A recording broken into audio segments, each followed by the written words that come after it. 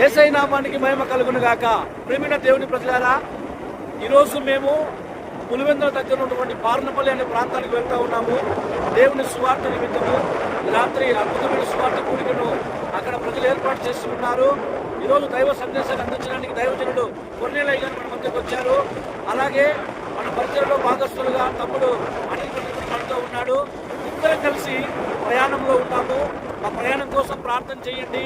అలాగే ఈరోజు జరగబోయే ఆ సువార్త కూడిక కొరకు ప్రార్థన చేయాలని ప్రేమతో తెలియజేస్తున్నాను. ప్రభు మిమ్మల్ని మీ కుటుంబాలను బహుగా దీవించును గాక. Amen. Praise the lord. Hallelujah, hallelujah. నీ దాసునితో చేర్చనిమ్ము.